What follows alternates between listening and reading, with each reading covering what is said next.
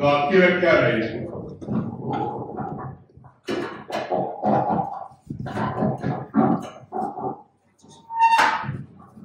आप सही कह रहे हैं। आइडिया ये है कि आज जो एनडीए से इंडिया गठबंधन है, जो कि ठोस ऑल्टरनेटिव के रूप में लग रहा है, उसके अंदर टॉप मैनेजमेंट के नीचे जो मिडिल ग्रेड मैनेजमेंट है वो बेसिकली हाई अपर कास्ट की है और वो इनडिफरेंट है।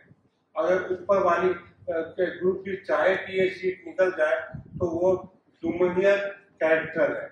उस हालत में हमें कांग्रेस के इंटरनल संगठन को स्ट्रेंथ करना पड़ेगा, हमें आगे ही फॉरवर्ड होके आना पड़ेगा। हमारी दुविधा ये है कि हमारे वोट बटे हुए हैं या कम मात्रा में मिलते हैं।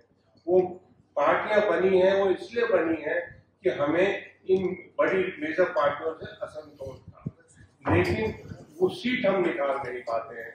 तो क्यों ना एक संगठन के साथ लग जाए जो जिससे कि हमारी सीट भी बन जाए और हमारी से भी रहे। हमारी से इसीलिए नहीं हो पाती है क्योंकि एमपी एमएलए वो लोग को टिकट मिल जाता है जो कि हमारे जज्बात नहीं समझते या जज्बात से नहीं वो करना पाते।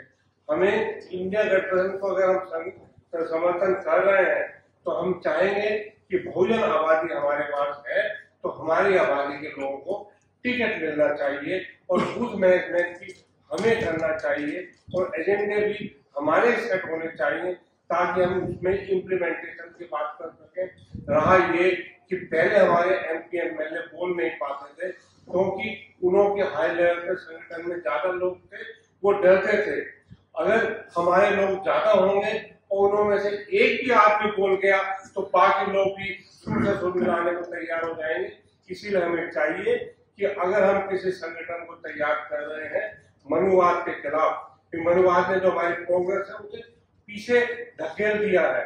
अगर नहीं बढ़ती तो हम सोचते हैं कि शायद हम बार्गेनिंग करके ले लेंगे, पर एजुकेशन में देख लीजिए, नौकरियों में देख लीजिए, हायर एजुकेशन में देख लीजिए, आईएएस ऑफिसर में डिग्रेड हो गया और सारे इंस्टीट्यूशन पे कब्जा हो गया तो हमारा डिग्रेडेशन हुआ है। तो उसमें हमें दूसरे संगठन के पास जाना पड़ेगा, लेकिन वो भी कहीं ऐसा ना करे।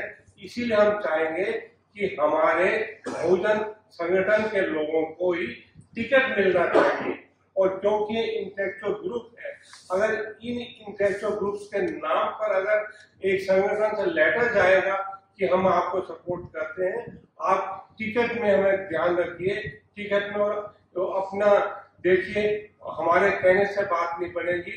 हर एक कॉन्स्टिट्यूशन में आपस में मिलिए, प्यार मोहब्बत चलिए, जाट गुजर और चमार भंगी और मुसलमान ये सब मिलके देखिए कि हम में से समझदार कौन सा आदमी है, उसे टिकट दिलाने की बात करिए। भविष्य हमारा बहुत उज्जवल है, बशर्ते कि हम थोड़ा चौकन्ने रहें, बूथ की मैनेजमेंट करें, टिकट मैनेजमेंट में बात करें और उन्हें, क्योंकि हो सकता है कि संगठन में पैसे भी कम हो, आर्थिक मदद भी करें तो हम कामयाब होंगे।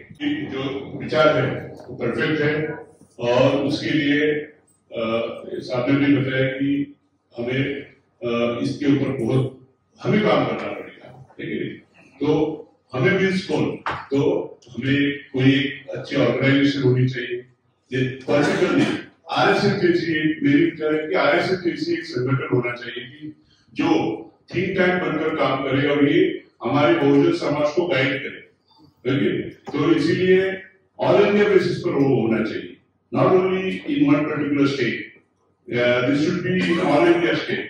बहुत लोग ऐसे काम कर रहे हैं बट क्या है, कलेक्टिव वर्क नहीं हो रहा है। तो कलेक्टिव वर्क कैसा होगा, वो कैसा करना चाहिए, तो आपके विचार करें। संगठन की बात हम कर रहे हैं, चाहे वो पॉलिटिकल पार्टियां हो, चाहे बहुजन पार्टियां हो, चाहे कोई एनजीओ या संस्थाएं, हमको सबसे पहले तो अपना जो अहम है उसको घुटनों के नीचे लाना पड़ेगा। कई बार क्या होता है कि मेरा मुद्दा तो 5 टिकटों का या 20 टिकटों पे चुनाव लड़ाने की बात करता हूँ, चाहे पार्टी बहुजन समाज पार्टी हो, चाहे पार्टी हो, कभी भी हो, तो हम क्या है कि जहां जीतने वाली सीटें होती है ना, वहां से भी हार जाते हैं। तो सबसे पहले तो जो पार्टी चुनाव लड़ा रही है, बहुजन समाज पार्टी है, कोई भी पार्टी अपनी है, तो उसको अपनी इकोनॉमिक्स को देखनी चाहिए कि मेरी इकोनॉमिक्स कंडीशन ये है और मैं इस इकोनॉमिक्स कंडीशन के बेस के पर 10 सीटें निकाल सकता हूँ या 20 सीटें निकाल सकता हूँ। और उन 20 सीटों में भी अगर वो कोशिश करते हैं तो वहां से ऐसे डेडिकेटेड बंदे उनको लेने चाहिए जो समाज के प्रति पिछले 20 साल से प्रयासरत है, संविधान बचाने के लिए लड़ रहे हैं, संविधान बचाने के लिए जनता से लड़ रहे हैं, संविधान बचाने के लिए अपने कैरियर चौपट कर दिया, संविधान बचाने के लिए सभी लोगों से जूझ रहे हैं। यह आइडियोलॉजी मैं बहुजन समाज पार्टी की नहीं कह रहा, सभी पार्टियों कह रहा हूँ, और SC, ST, OBC और माइनॉरिटी चारों लोगों के लिए ये बात मैं कह रहा हूँ। जहां अपन को ये लग रहा है कि यहाँ पे हमारी पार्टी चुनाव जीत सकती है, तो ऐसे मिशनरी आदमी को टिकट देना चाहिए कि वो जीतने के बाद में उसकी तिलकदारी की गोद में जाके नहीं बैठे और पार्टी का नाम निशान नहीं मिटाए। जहां हम बहुजन समाज पार्टी की बात करते हैं तो हमारे 6 MLA जीते, सब 6 MLA जीते, लेकिन फिर भी उन्होंने दूसरी पार्टी का क्यों थाम दिया? हमारी कमजोरी थी, पार्टी की भी कमजोरी थी। अगर पार्टी उनके ऊपर फोकस ढंग से करती और उनकी जगह 20 बहुजन समाज के लोगों को लेती, उनके ऊपर ये गेम खेलती गई, 20 लोगों को जिताना है, 200 सीटों पे चुनाव नहीं जिताना, 20 सीटों पे जिताना है, तो अपना घर कोई छोड़ के नहीं जाता। वो 20 सीटें भी हार गए और 6 आदमी ऐसे है कि हमारा बहुजन समाज पार्टी का नाम लेके जीत गए और आखिर में वोट में जाके दूसरी पार्टी को भेज गए। उन मतदाताओं के लिए एक बहुत बड़ा सबक हो गया और वो मतदाता इस बात को सोचने लगे कि मतदाता गुलामी से गुलाम, पॉलिटिकली सर्वस्व। सर इस चीज के लिए सोचना पड़ेगा। पार्टी हमने इतनी बढ़ा रखी है जिसकी कोई सीमा नहीं है। हर घर में 5 वोटर है तो 6 पार्टी पैदा हो जाएगी, एक पार्टी एक्स्ट्रा है वो पता नहीं कहां से पैदा हो जाती है।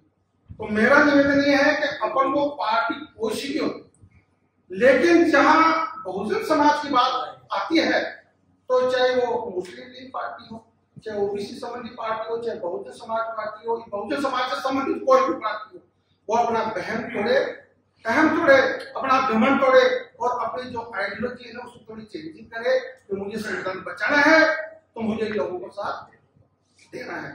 दूसरी बात क्या साथियों, बिना पैसे कुछ नहीं होगा।